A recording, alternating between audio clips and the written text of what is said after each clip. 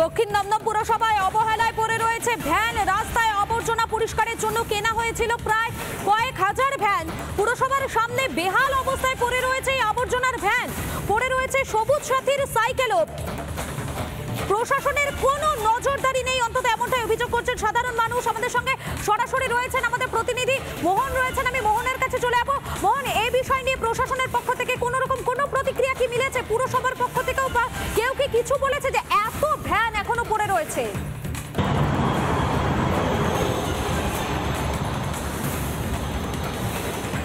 দেখো মধুকল্পিতা, যেটা হচ্ছে যে দক্ষিণ দমদম পৌরসভা এলাকার রাস্তাঘাট পরিষ্কার রাখার জন্য প্রচুর সংখ্যক রিক্সা ভ্যান কেনা হয়েছিল।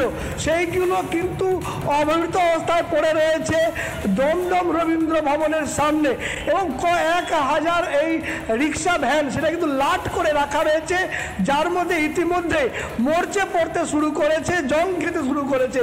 এবং যেটা স্থানীয় লোকজন দাবি করছেন যে এইগুলো 1 বছর থেকে 5 বছর আগে কেনা হয়েছিল দক্ষিণ দমদম পৌরসভার পক্ষ থেকে। এখানে পচে যাবে, পরবর্তীকালে এইগুলো কিন্তু স্ক্র্যাপ হিসাবে বিক্রি হয়ে যাবে। অর্থাৎ দুর্নীতির বিষয় কিন্তু স্থানীয় লোকজন বারবার করে দাবি তুলছেন। কেন কেনা হয়েছিল এই রিক্সা ভ্যানগুলো, বা কেনা হলে ব্যবহারই করা হলো না কেন? বিগত 5 বছর ধরে এইগুলো জং খাচ্ছে, তাহলে কেন ব্যবস্থা গ্রহণ করেনি দক্ষিণ দমদম পৌরসভা প্রশাসন? এখনো বহু জায়গা থেকে দক্ষিণ দমদম এলাকায় রাস্তাঘাটে আবর্জনা পড়ে থাকে, কেন নতুন করে কর্মী নিয়োগ করে এই সব গাড়ি ব্যবহার করা গেল না? এমনটাই কিন্তু অভিযোগ জানাচ্ছেন দক্ষিণ দমদম এলাকার সাধারণ মানুষ।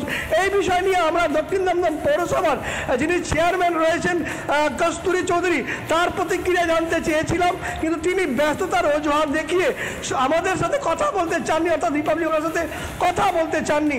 তবে বিরোধী দল যারা বিরোধী দল রয়েছেন তারা কিন্তু এর পিছনেও দুর্নীতি রয়েছে বলে দাবি করছেন। আর সেই ছবিটাই কিন্তু দেখা যাচ্ছে রবীন্দ্র ভবনের সামনে গাদা করে রাখা রয়েছে নতুন ভ্যান, রিক্সা, সবুজ সাথী সাইকেল, এবং সেইগুলোতে মরচে ধরছে, পচে যাচ্ছে এবং নষ্ট হচ্ছে। তাহলে কেন এতগুলো কেনা হলো? সাধারণ মানুষের করের টাকায় এই জিনিসগুলো কেনা হয়েছিল, সেইগুলো কেন ব্যবহার করা হচ্ছে না? বারবার করে অভিযোগ তুলছেন বিরোধী এবং স্থানীয় দক্ষিণ দমদম এলাকার সাধারণ মানুষ। একেবারে বোঝাই যাচ্ছে যে রাস্তায় আবর্জনা পরিষ্কারের জন্য কেনা হয়েছিল যে কয়েক হাজার ভ্যান, পুরসভার সামনে বেহাল অবস্থায় পড়ে রয়েছে। আপাতত তোমাকে ধন্যবাদ মোহন। এবং এই বিষয় নিয়ে স্থানীয় বাসিন্দারা কি বলছেন শোনাবো আপনাদের। যেভাবে পড়ে রয়েছে, যার জিনিস পড়ে রয়েছে সেইভাবেই ব্যবহার করলে ভালো হতো না? ব্যবহার করলে তো ভালো হতো, ব্যবহার করবে, কবে করবে এবার এরাই জানে। কতদিন করে জানো?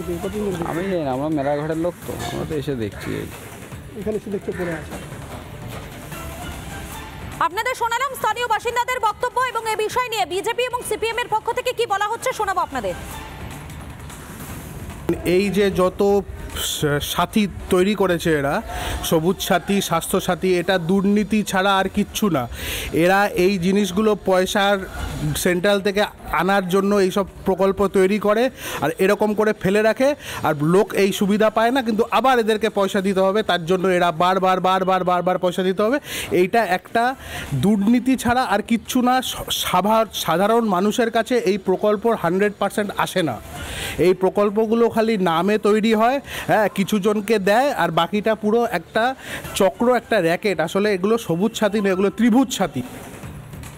সাউথ দমদম মিউনিসিপ্যালিটি বা আমাদের রাজ্যের বিভিন্ন জায়গার মিউনিসিপ্যালিটিগুলোতে এরকম পরিকল্পনাহীনভাবে বহু সরকারি টাকা নষ্ট করা হচ্ছে।